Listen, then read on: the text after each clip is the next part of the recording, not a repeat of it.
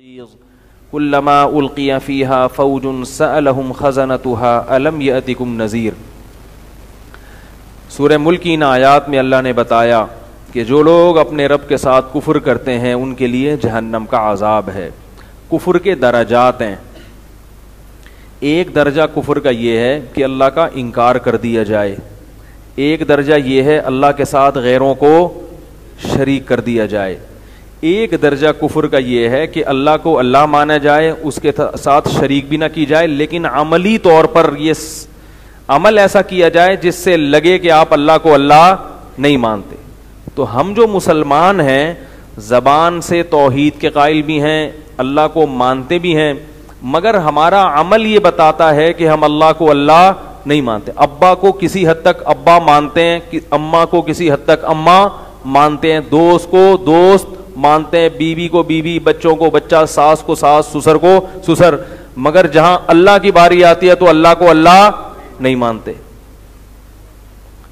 اس کی بڑی دلیل ہے شادی بیاہ، مکس گیدرنگ ہو، اس میں موسیقی کی محفلیں چل رہی ہوں، مسئلہ بتایا جاتا ہے کہ اس میں جانا جائز نہیں ہے، لوگ کہتے ہیں بھائی ناراض ہو جائے گا، ماموں کی بچی کی شادی ہے، ماموں ناراض ہو جائیں گے۔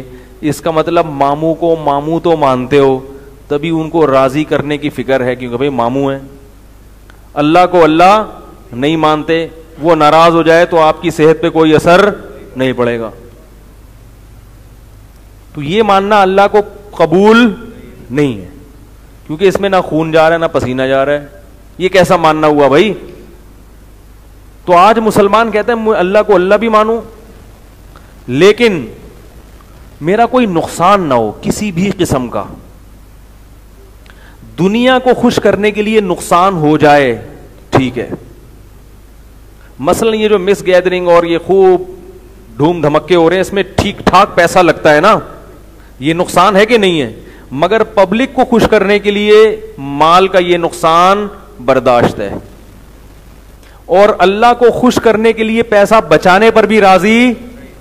بھائی اللہ کہہ رہے ہیں نہیں کرو یہ سب، پیسہ بھی بچ جائے گا، میں بھی خوش ہو جاؤں گا۔ ہم کہتے ہیں اللہ اگر تجھے خوش کرنے میں پیسوں کی بچت ہو رہی ہے تو یہ ہمیں قبول نہیں ہے، پیسہ اڑا دیں گے مگر تجھے خوش بولتے کیوں نہیں بھائی؟ نہیں کریں گے۔ پیسہ ختم ہو جائے مگر تو خوش ہو جائے، یہ نہیں ہو سکتا ہم سے۔ یہ سیٹ اپ چل رہا ہے مارکیٹ میں۔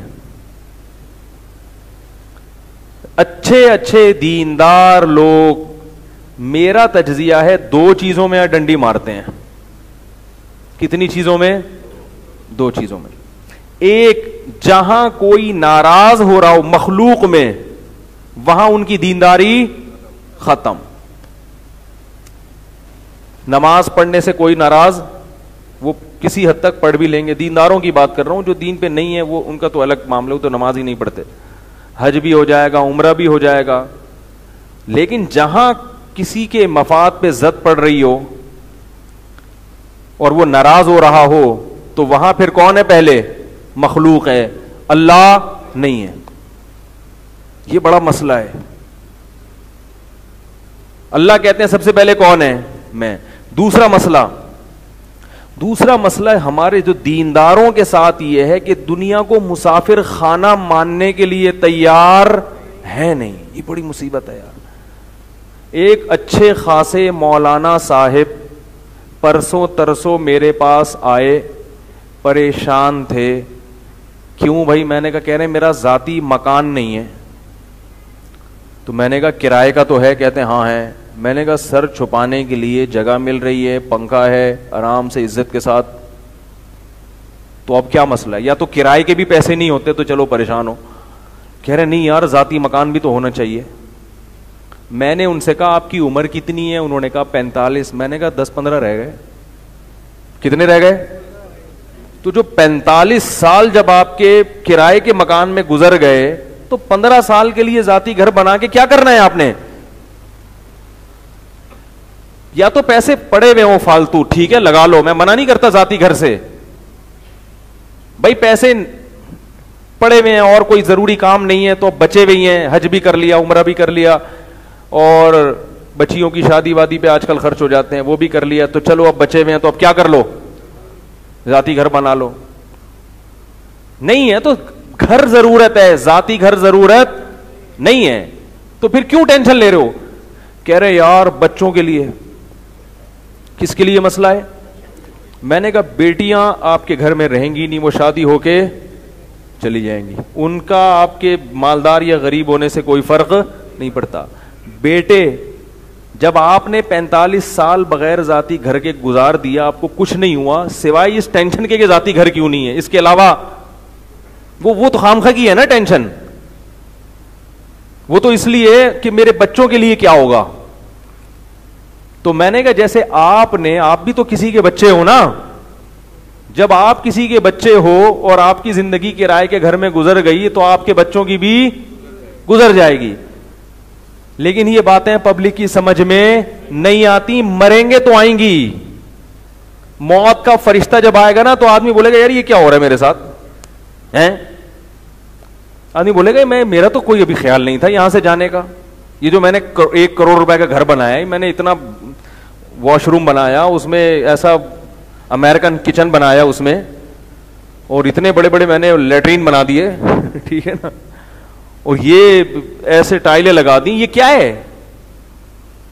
تو بھائی موت سے پہلے موت کو دماغ میں گھسا لو گے تو فائدہ ہوگا. مرتے ہوئے سب چیزیں سب کی سمجھ میں آ جاتی ہیں.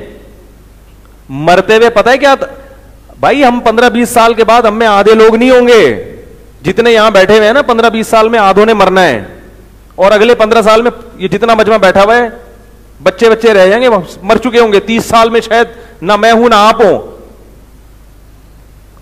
اور اگر ہم بچ بھی گئے تو اس کے لیے چینی چھوڑنی پڑے گی,